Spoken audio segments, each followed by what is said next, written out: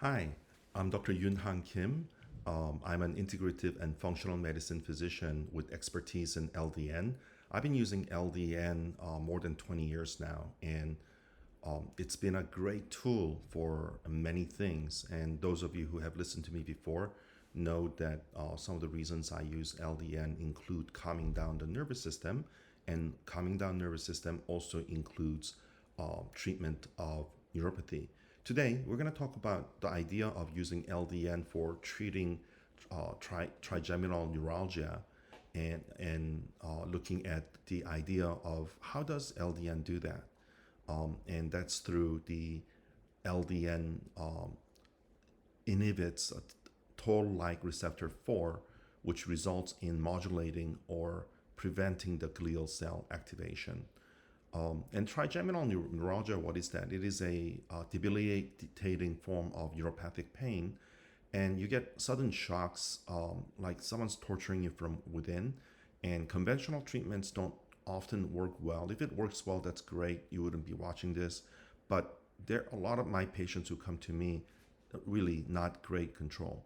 So what I do is that LDN I use at very low doses, and I know that literature likes like 1 to 5 milligrams, but I really use zero point 0.1 milligram, 10 or 1 microgram, 10 microgram, 100 microgram, which is zero point 0.1 milligram. And what it does is that the I think the LDN is an antagonist for, of course, opioid receptors, but it is also inhibitor for toll-like receptor 4 on glial cells. And glial cells are the super promoters of neuroinflammation. So by inhibiting that, it prevents glial cell activation. So the the idea that LDN can modulate anything that is neuro system related. I've just seen it so many times from treating neuropathy or complex regional pain syndrome or herpetic neuralgia or small fiber neuropathy or even tinnitus, because tinnitus is a form of, or some forms of tinnitus can represent inflammation. So there are studies that show that LDN can be useful for diabetic and peripheral neuropathy. There are studies showing that LDN can be used for fibromyalgia pain, and then there's other studies showing like MS, HIV neuropathy, fibromyalgia, or CRPS, as I said. I think that, like for me, I would say that LDN overall, I say that the success rate is 1/3 miraculous results, 2/3 acceptable results, and 1/3 doesn't seem to work great. I think this is an exception. Under my care, my patients seem to get close to 80 to 90% success rate for using LDN to improve conditions of trigeminal neuralgia.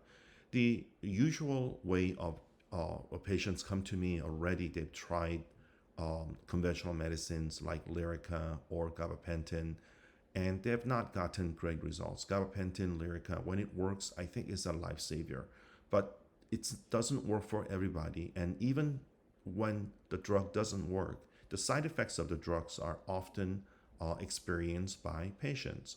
So what I usually do is I will use LD. I don't make any changes to medication unless the patient says it doesn't do anything except gives me side effects. Then I tell them to talk to their doctor and see if they need to come off the medication slowly.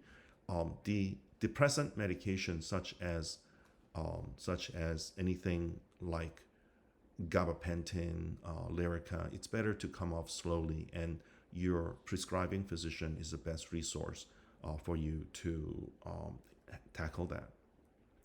So, in summary, this is Dr. Yoon Hang Kim. I'm an expert in LDN, and I'm also expert in integrative and functional medicine. I use LDN very successfully to treat trigeminal neuralgia, and the doses I use begin usually could be anywhere from 1 microgram, 10 microgram, and 100 microgram, and that depends on the functionality of the patient, which tells me the correlation to their endorphin reserve they have. So if somebody has great endorphin reserve, then they would be functional, they would be having a lot of activities that generate functionality or happiness, and would have a lot of energy.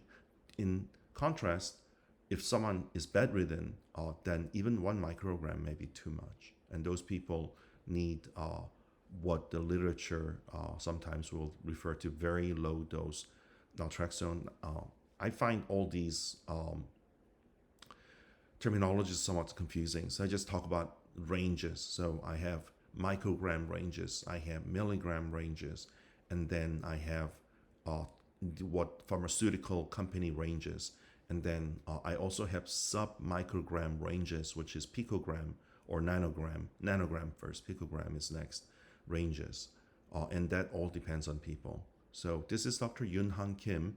If you like this video, please give me a like and subscribe and share and hit the bell, and you will be notified of all of my videos. Thank you. I appreciate it, and have a great day.